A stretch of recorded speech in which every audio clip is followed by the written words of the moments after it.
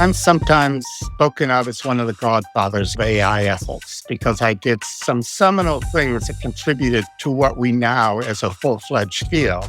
And if there's one success, I would say it's nice that we're talking about ethics so rigorously when we're talking about AI. Because what most people cared about, they cared about what the technologies were and how you tamper down any desire to overregulate them.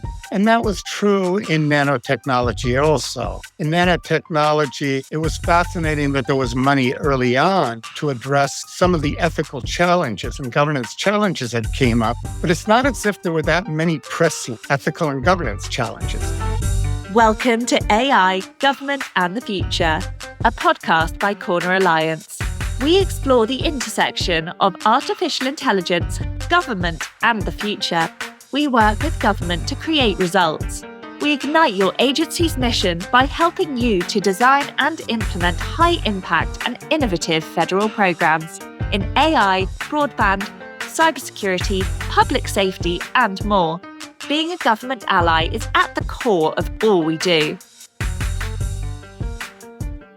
Welcome back to AI, Government in the Future. I'm your host, Mark Lay, and today I'm honored to have Wendell Wallach join us on the show. Wendell is a prominent bioethicist and a leading voice in the ethics and governance of emerging technologies, particularly artificial intelligence and neuroscience. He held the position of Carnegie Senior Fellow at the Carnegie Council for Ethics and International Affairs, where he co-directed the AI Inequality Initiative. Wendell also served for over 2 decades as the chair of the Technology and Ethics Research Group at Yale University's Interdisciplinary Center for Bioethics, where he now serves as emeritus chair. With influential works like Moral Machines and A Dangerous Master, Wendell has long explored the ethical challenges posed by rapidly evolving technologies and how global governance frameworks can respond to them. Today, we'll be diving into the complex landscape of global governance, focusing on how nations and institutions can collaborate to responsibly regulate AI while fostering innovation. Welcome to the show, Wendell. It's great to have you on. Thank you very much, Mark. Happy to be here. Absolutely. So, Wendell, you've spent over 2 decades at the forefront of bioethics and the governance of emerging technologies. Can you share with us what initially drew you to the intersection of ethics and technology, particularly in fields like AI and neuroscience? So let me take you back a little bit because I've lived a very idiosyncratic life, and I'm well beyond those 2 decades in the kinds of work I've done. But I really go back to pretty much being a 60s person, an activist. I got interested in Eastern religions and spent a few years doing meditation and relief work in India. I started a computer consulting company.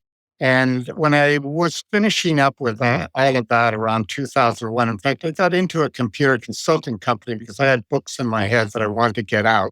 And I hated whiteout and I hated the tools that were available at the time. But I got into microcomputers because they actually gave me word processing. They gave me correction ability. And I was very early in the microcomputer industry also. So they became these fun tools that you could actually study anything with or do anything with. And so that wrapped up around the year 2001 for me. And I felt it was time to move on. And I actually hadn't gotten these books out of my head. That's what really frustrated me. I realized that a few things had happened in the intervening years. One of them was that cognitive science, this amalgamation of computer science and neuroscience and anthropology and many other fields, had become a robust field. It was just coming into being back when I was a student. And the other interesting thing was that computers were now starting to become viable. There were a lot of people who were looking at emerging technologies, and particularly nanotechnology, the ability to engineer on the level of molecules and subatomic particles and so forth was drawing a great deal of fascination. So there was actually a world to move into. There were different people who were into these fields. I would say there were 2 main groups. One were the academics who were pretty much focused on nanotechnology, largely because the government had put billions of dollars into nanotech and had put aside. It's confusing whether it was 3% or 0.3% or what actually found its way, but some of that money actually found its way into academia to study ethical issues around nanotech. But the other thing was the emergence of this community of transhumanists or extropians, people who were very interested in moving into a new world where they would be transhuman in the sense that they would merge with technologies, perhaps they would live forever. I think most of your audience will at least be familiar with a lot of these technologies and thoughts are, but they were actually among the first people that I became involved with soon after I got involved with the Technology and Ethics Study Group at Yale, because they were the people running that Technology and Ethics Study Group at Yale. At that time, Nick Bostrom was a well-known name to many people, and Jay Hughes. They were launching the World Transhumanist Association, and they had a particular investment in people being able to move into experimenting with and taking on these new technologies without government getting in the way. And that was probably the driving force at that point. That was probably the driving force behind most of the ethics at that point, in the sense that the ethical discussion was largely around how do we keep the conservatives from mucking up our ability to be transhumanists. And there was also a great deal of, what shall I say, hype and enthusiasm and naivete about how quickly these technologies would come along, which has been a long-standing story in technology development going back to the 1956ers who created the field of artificial intelligence and even coined the word. It's always this overestimation of what would happen. But in the early 2000s, the transhumanists all expected that we would have super intelligent computers and nanoengineering and neural links between our brain and computer systems and little nano machines running through our blood vessels, delivering various drugs and so forth to differing subsystems. And of course, genetic engineering. As you may remember, that was right about the time that we had deciphered, or were finishing up the deciphering of the human genome. And the question of whether biotechnologies could create new organs, could create new entities in new ways, new species, and what it would mean to be introducing them into our body, into the environment around. So that was the environment I moved into. There was no AI ethics per se. In fact, I'm sometimes spoken of as one of the godfathers of AI ethics because I did some seminal things that contributed to what we now as a full-fledged field. And if there's one success, I would say it's nice that we're talking about ethics so rigorously when we're talking about AI. Because what most people cared about, they cared about what the technologies were and how you tamper down any desire to overregulate. And that was true in nanotechnology also. In nanotechnology, it was fascinating that there was money early on to address some of the ethical challenges and governance challenges that came up, but it's not as if there were that many pressing ethical and governance challenges. The most pressing one that came up would be in synthetic biology, which was sometimes tagged together with nanotechnology, but that was that we would invent new species that would be introduced into environments and in some cases cause the actual collapse of those environments, regardless of what the so-called benefit of that particular species was going to be. So that's where we were for quite a few years. For myself, I had been involved in ethical concerns my whole life, going back to the civil rights movement as a high school student, activism during my college years in the 60s, and it goes on and on. So my activism and my ethics were kind of always there. They were always part of who I was and what I was about. But it wasn't so clear to me with this vast field of emerging technologies what I would do with it or what I could focus on. And I came to focus on what eventually became Moral Machines Teaching Robots Right from Wrong, which was, can we develop artificially intelligent systems that are sensitive to ethical dilemmas and factor them into their choices and actions? And if so, what would be the roadways to do that?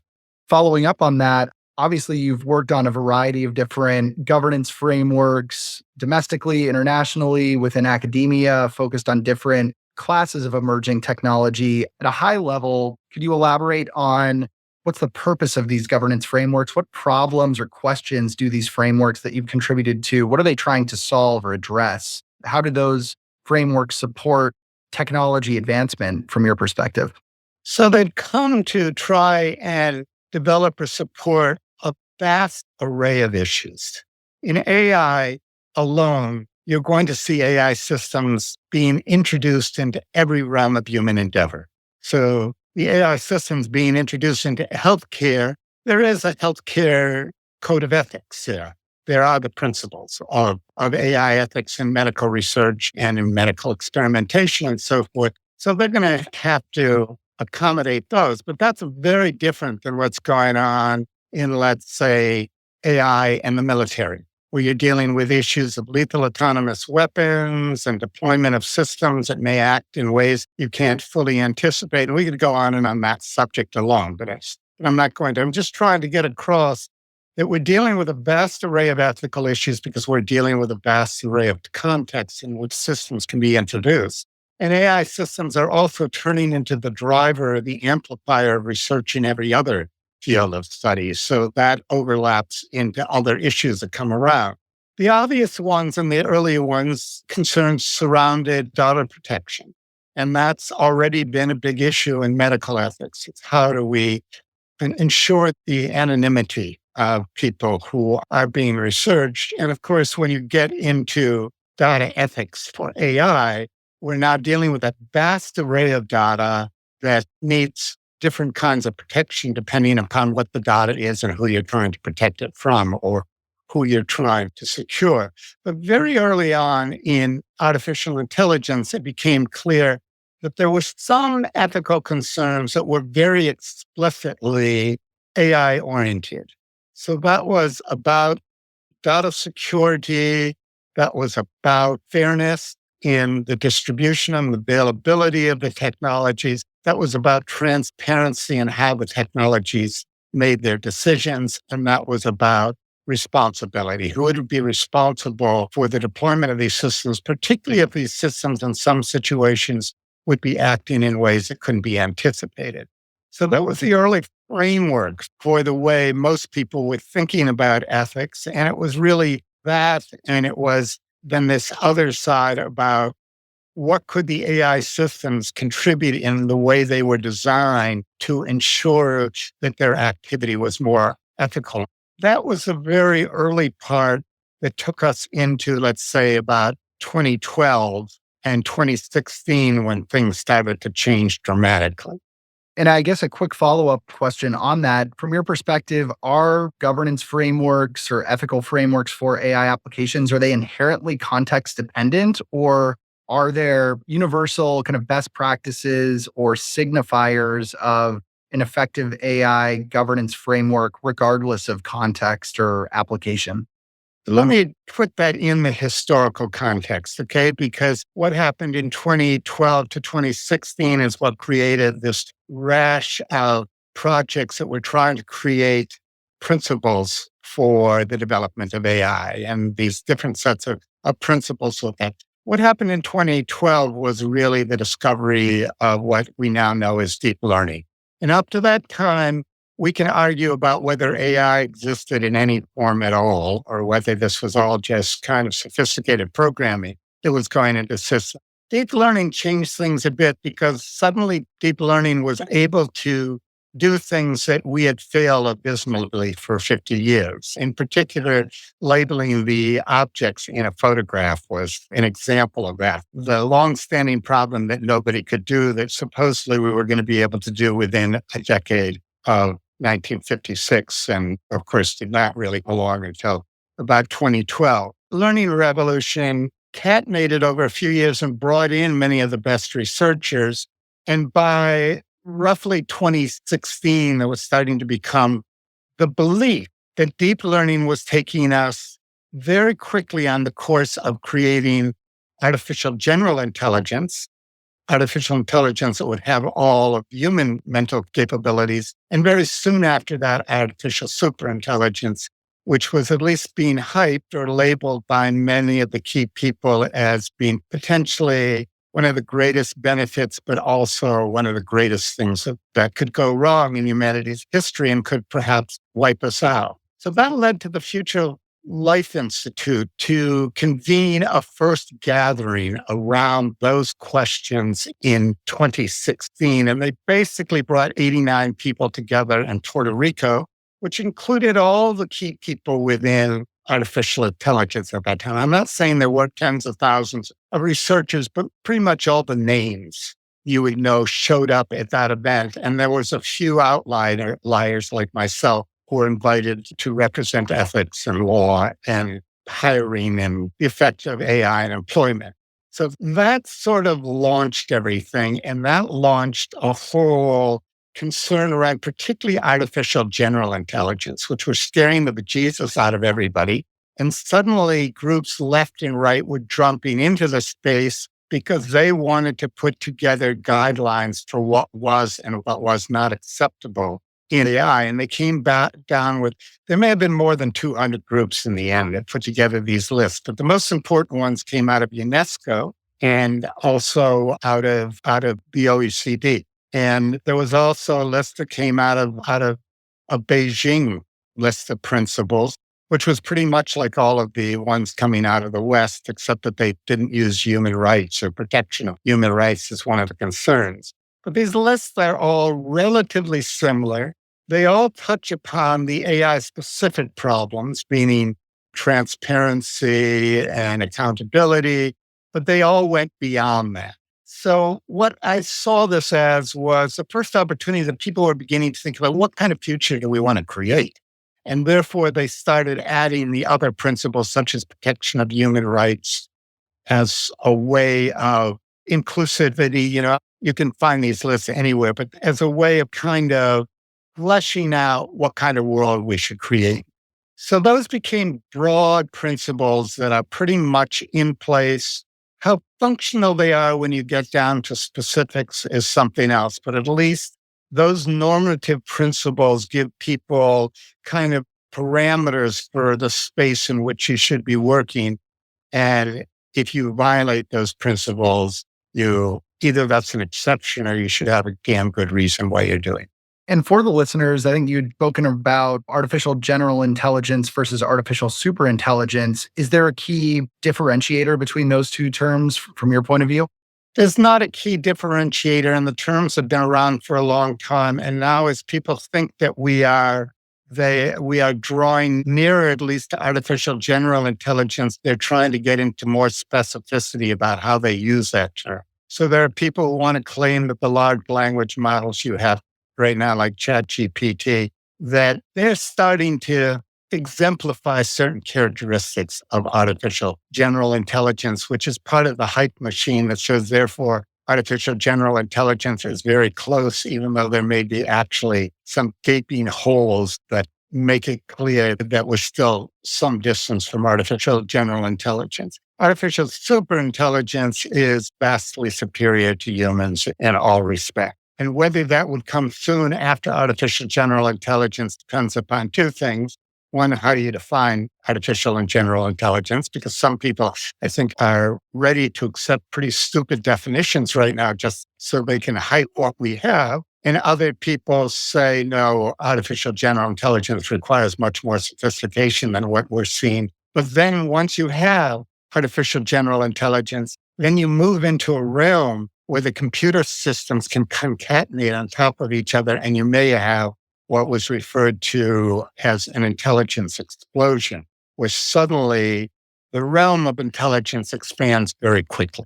And we often on this podcast try to contextualize current events or advancements related to AI technology development, policy development, or ethical framework development for public sector applications or government agency positioning. So, Wendell, from your standpoint, are there certain roles or data governance requirements that public sector organizations need to prioritize into their operations, or need to just prioritize in general in terms of guiding without inhibiting AI application innovation? They need to regulate it much more, and they need to get into the weeds and think through what are the different applications and what kind of constraints should be on those applications.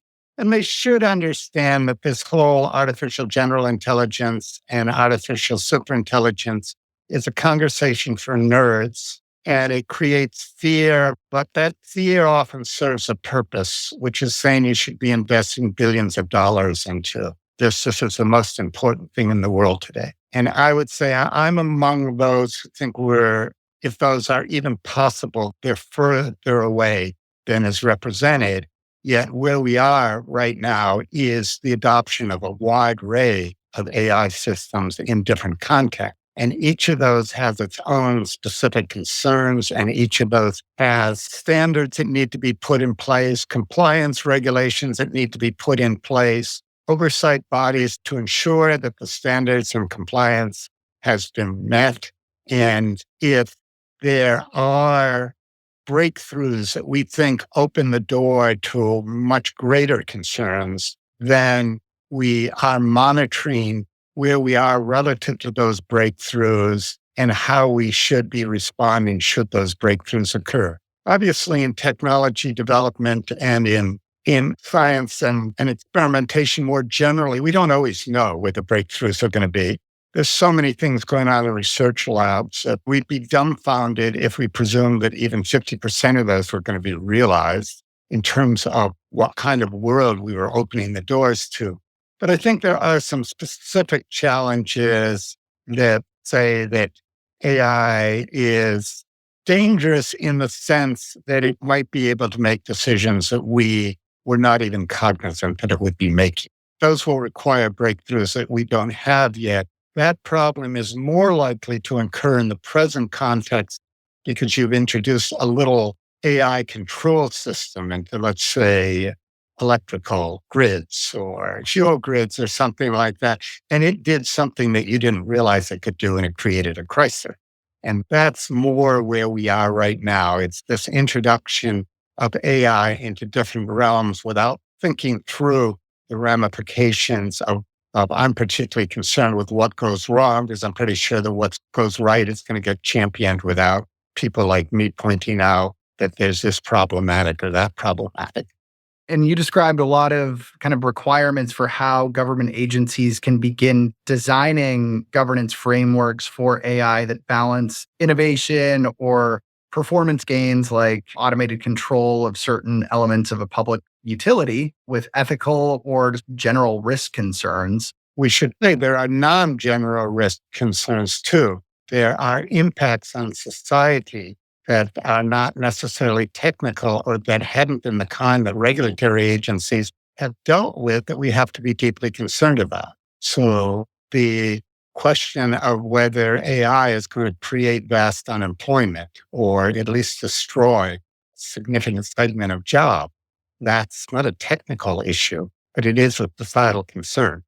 My next question would be, in order to make progress towards developing effective governance frameworks that encourage thoughtful rollout of AI supported applications, what would be your recommended first steps? I heard you describe it's important to understand how AI capabilities support how a government agency or any organization conducts business, maybe just doing a traditional risk analysis, looking at job loss or economic impacts associated with the rollout of AI. But Wendell, from your perspective, are there any near-term actions that organizations can pursue now to understand some of these impacts? Frankly, I think one of the nearest terms is vast education on what these technologies are and what their implications are in your realm of activity. So I would like to see grammar school students and high school students learning about how to identify a deep fake or how to identify misinformation or how to identify a scam, along with a basic technical understanding of what the tools are and what some of the possibilities might be or what internet hygiene would be. But at the government level, we have a deep problematic, and it's most problematic in the United States, and that's corporate capture. And corporate capture, along with what I say will be the cult of innovation, has created this political situation where tampering with innovation is the worst thing you can do. And if you tamper with innovation, all you're doing is allowing the Chinese to leapfrog us and this, which I say, race to God knows where. And the systems are very complex. So the corporations feel quite free to say, we'll take care of the regulations. You can't really understand what you're doing, and therefore you don't understand when you're introducing some kind of restraint that will also slow down innovation. And we know that the Chinese aren't going to do the same thing, which isn't true, by the way. That this is this narrative that gets created within political circles within the United States. Leave regulation to the AI oligopoly. We have, by the way, no good history of corporate self-regulation. But leave it to the corporations to self-regulate. And by the way, here's $100,000 for your next reelection campaign. So what that has created is a situation where it's very hard in the US to pass anything because confusion can be created. In some senses, I would say the confusion is intentional. If the confusion is intentional because these are power struggles that we're dealing with. And though it's very nice that we're talking about regulation and ethics and so forth, the question is whether ethics, how much currency it has in terms of getting appropriate constraints put in place and which realm we could have appropriate constraints. I guess in terms of what are some of the mechanisms that could be put in place to promote accountability while balancing competitive positioning and demand for advanced AI tool innovation? Are there things that strike that balance perspective from a regulatory standpoint? Yeah, I think that somebody is actually accountable. We have diluted accountability in the United States over the last 20 years. Doesn't seem like anybody is accountable for anything, or it's unusual when accountability really takes place. And the problem with emerging technologies is we don't always know why they act in the way they act. So it's very easy to hide behind the screen of saying, I didn't know that it could do that. But I think the question is that acceptable? Is it acceptable that you didn't know it could do that? And do you need to be doing more due diligence before you deploy a technology? So, for example, in the military, I'd either like to see a ban on the use of lethal autonomous weapon, or I would like to see something where someone in the command chain, probably higher up than lower down, is going to be held accountable if the system does not act in the way you had anticipated under the rules of engagement. It would act. So the people are a little bit more cautious about when they deploy such systems. Not trying to stop us from winning wars or acting upon situations in which there's a high probability of success. But the difficulty that you're dealing with artificial intelligence is these are probabilistic machines. So the problem with probabilistic machines is they have some actions that have a high probability of occurring, and they have other actions that have a low probability or long tail. And risk is traditionally determined by probability times impact. So even if you have a low probability that an AI would launch a nuclear weapon, if it not launches that nuclear weapon, that's going to have an impact far beyond the high probability that a drone will correctly pick off some terrorist or adversary that you have programmed into it. And the fact is, I don't think most of the military commanders even understand this.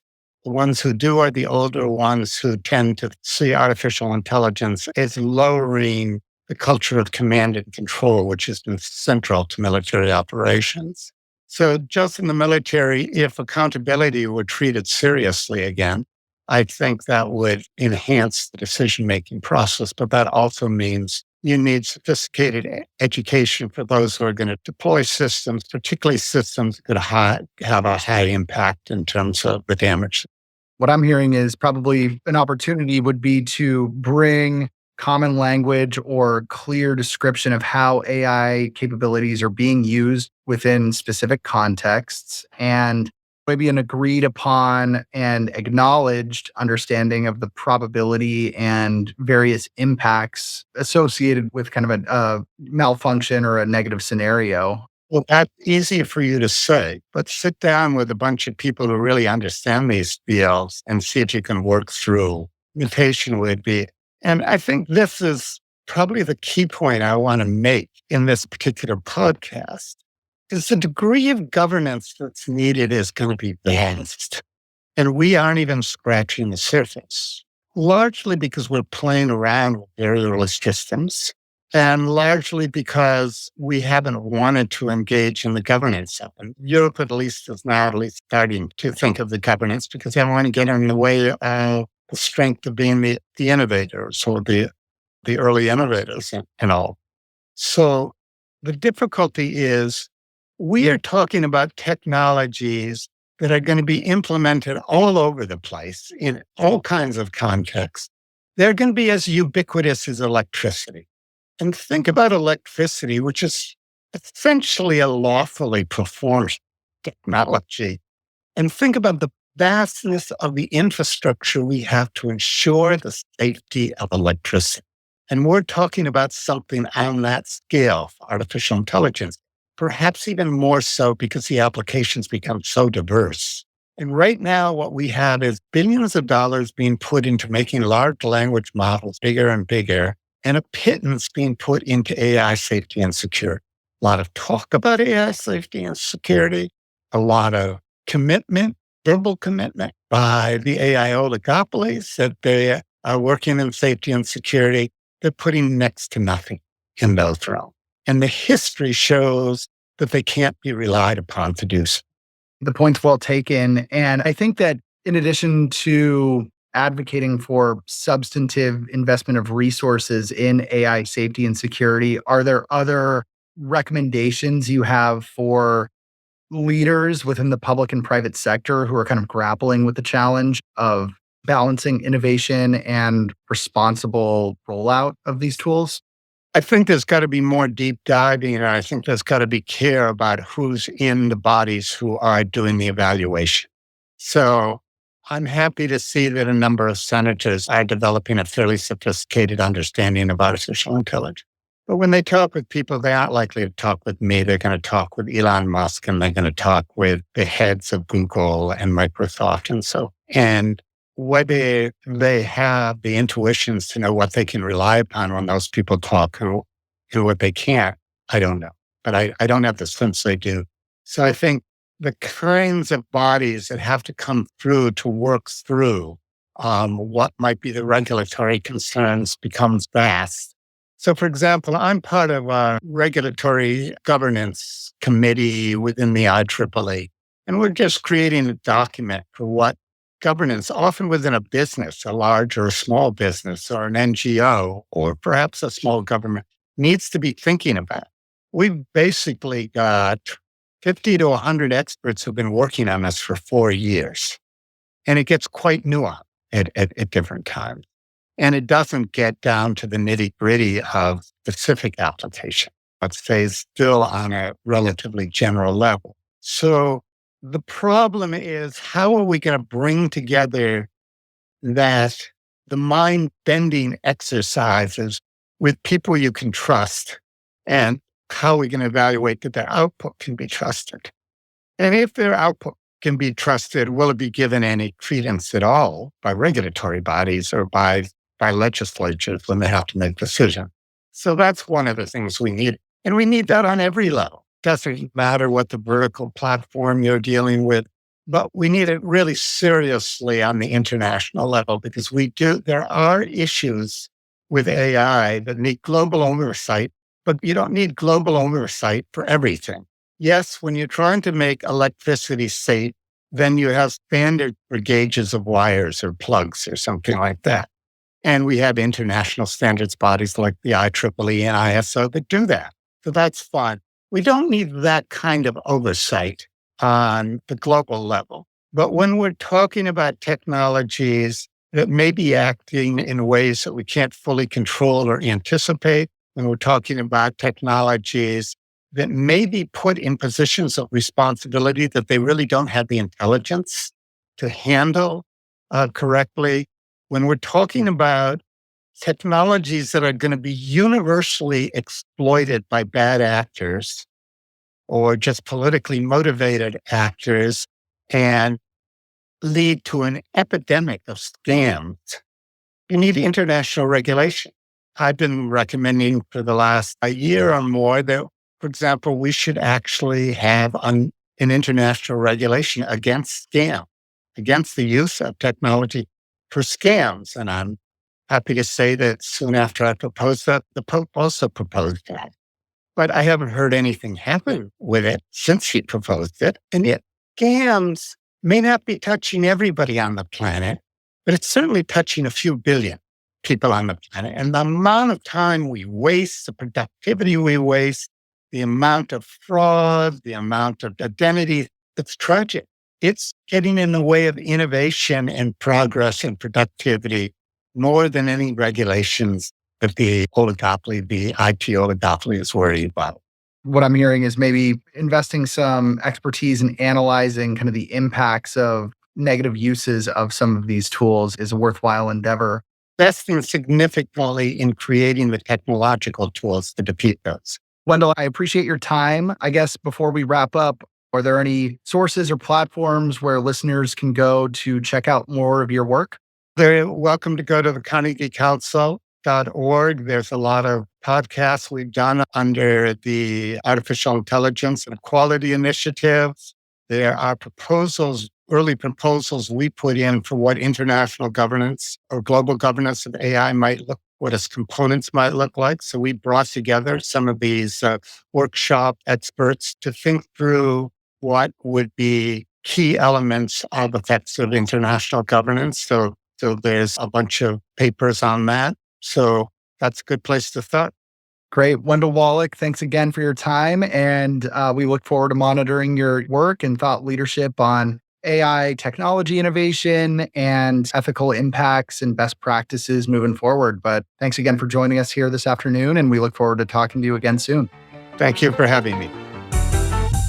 AI, Government and the Future is brought to you by Corner Alliance. To find out more about Corner Alliance and how we work with government to create results, visit our website at corneralliance.com. And then make sure to search for AI Government Future in Apple Podcasts, Spotify and Google Podcasts, or anywhere else podcasts are found. And click subscribe so you don't miss any future episodes. On behalf of the team here at Corner Alliance, thanks for listening.